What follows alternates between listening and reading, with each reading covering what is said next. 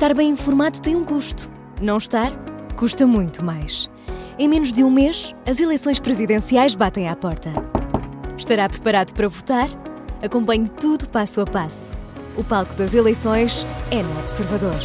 Assine hoje e garanta acesso a todos os artigos, agora com 40 € de desconto. Saiba tudo em observador.pt.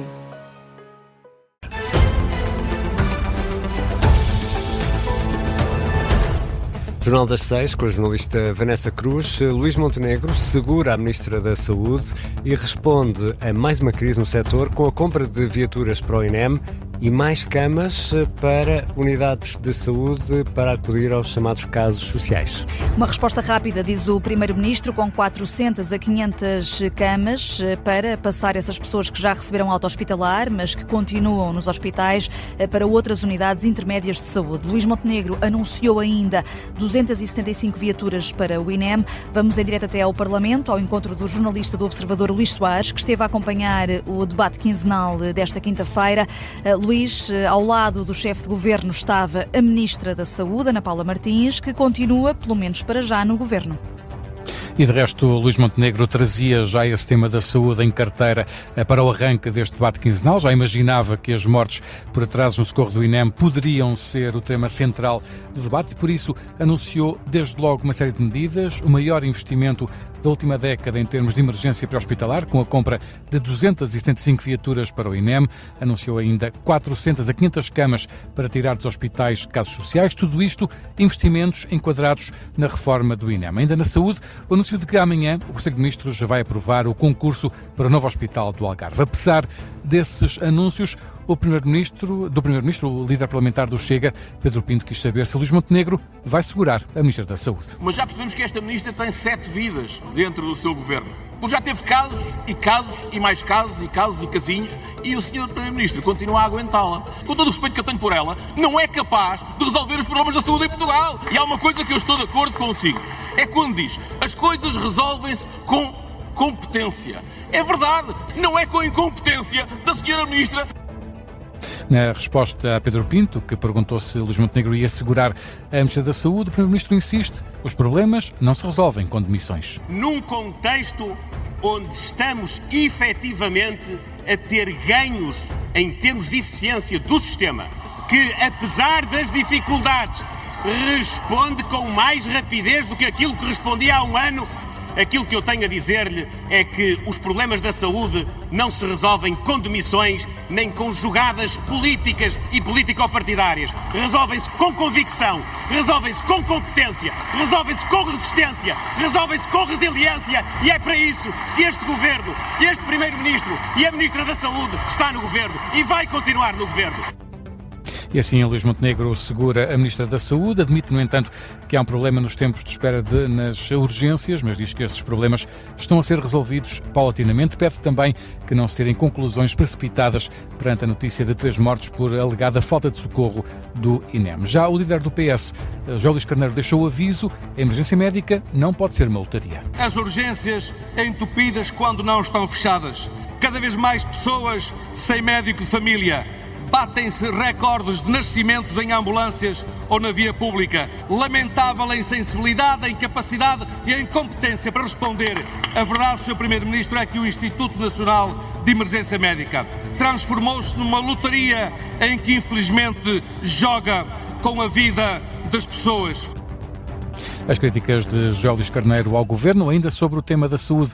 A Iniciativa Liberal diz que o sistema está a falhar. Já Luís Montenegro recusa que exista caos no SNS e, em resposta ao LIVRE, assume Luís Montenegro toda a responsabilidade por aquilo que acontece no Governo, insistindo em manter a Ministra da Saúde. O debate ficou ainda marcado por um incidente, algumas ofensas de deputados do PSD que terão sido feitas contra a deputada do Chega, Cristina Vieira. O líder parlamentar do Chega, Pedro Pinto, pede que sejam analisadas dentro do PSD e também em sede da Comissão Parlamentar, e também levantado um inquérito por parte do Presidente da Assembleia da República. Ora, Aguiar Branco respondeu e explicou que desde que esse pedido chegue, fará como em qualquer outra circunstância e avançará com esse inquérito se chegar esse pedido. devido. Luís Soares, com os destaques deste debate quinzenal em matéria de anúncios, troca de argumentos entre deputados e Primeiro-Ministro e também com este momento de maior tensão.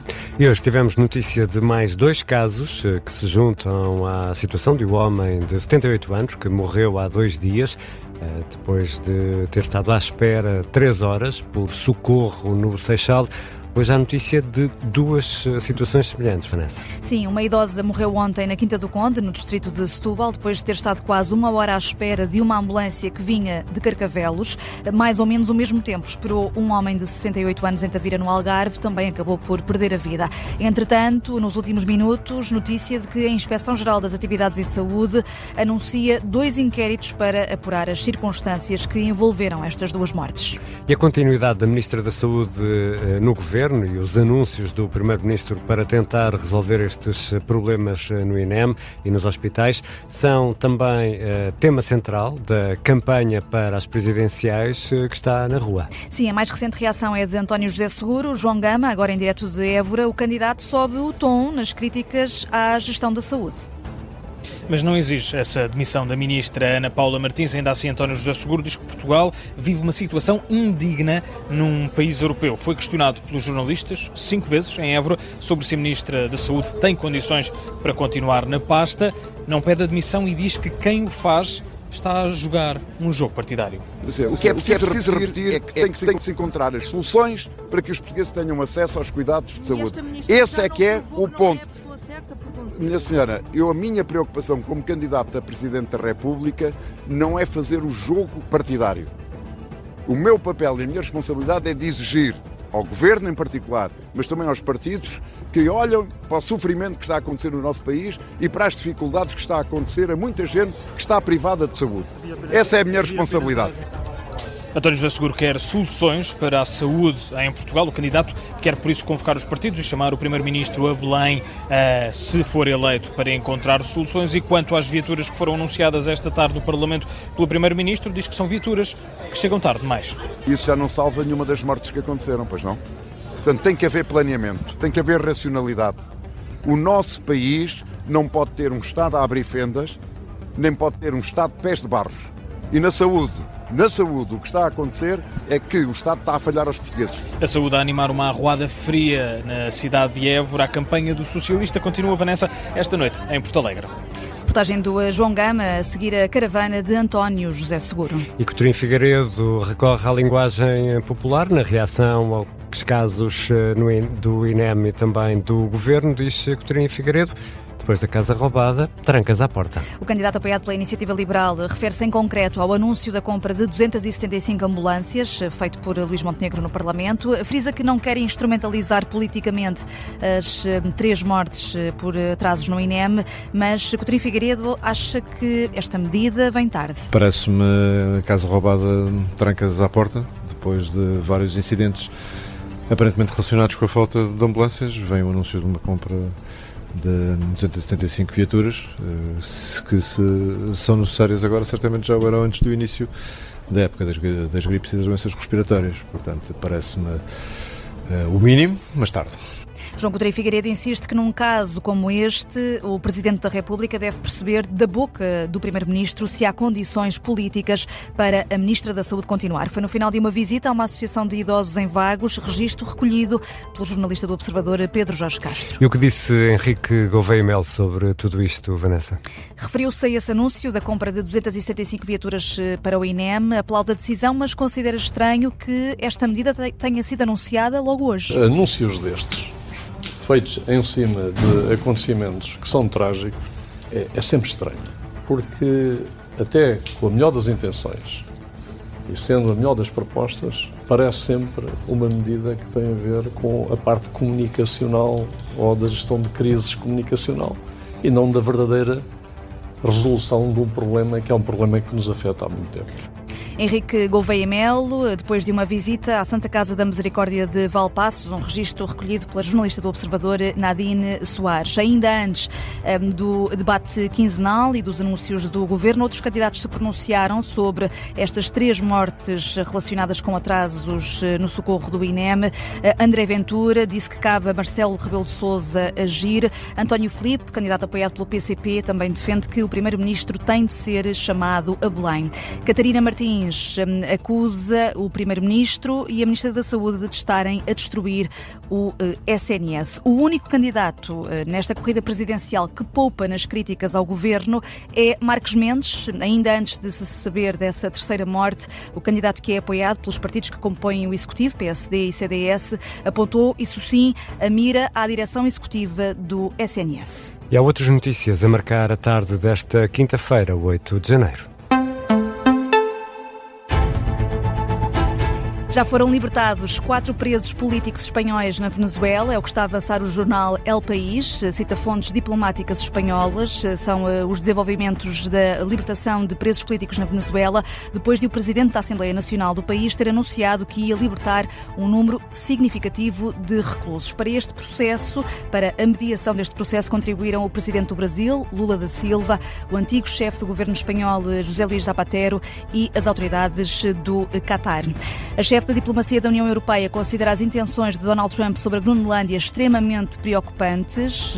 Diz Kaja Kallas que o Bloco Europeu já teve conversas sobre como vai responder caso as ameaças de anexação deste território da Dinamarca se concretizem. Também o presidente francês condena os Estados Unidos. Emmanuel Macron diz que estão a desvincular-se das regras internacionais.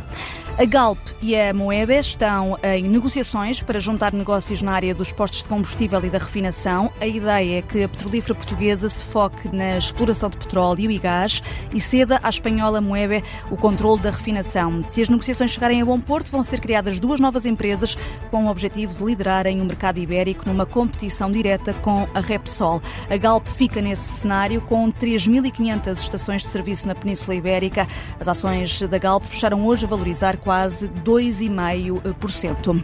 Judite, Ricardo, não sei se souberam da última descoberta sobre Leonardo da Vinci. Não. Estive a ouvir com muita atenção o debate quinzenal. Perdeste esta notícia. Então. O jornal alemão Der Spiegel adianta hoje que um grupo internacional de cientistas nos Estados Unidos encontrou possíveis fragmentos de DNA humano num antigo desenho atribuído a Da Vinci. Olá! Então, será dele? É o que agora se está a investigar. As sequências do cromossoma Y encontradas são parecidas com as de familiares de Da Vinci, mas a obra passou pela mão de muitas pessoas ao longo destes séculos. Não há aqui um DNA de referência do artista. Pode eventualmente ter vindo de outras pessoas que tocaram ou manusearam objetos deste género, mas até porque Da Vinci não deixou descendentes diretos e, para além do mais, o túmulo em França já foi mexido várias vezes. Portanto, temos aqui uma pista, mas está a suscitar algum interesse nas redes sociais. Mas dá para um livro, não dá, é? Começar assim. Ou para um filme. Ou para um filme. Sim. E a Vanessa vai regressar às 6h30 para atualizar as notícias.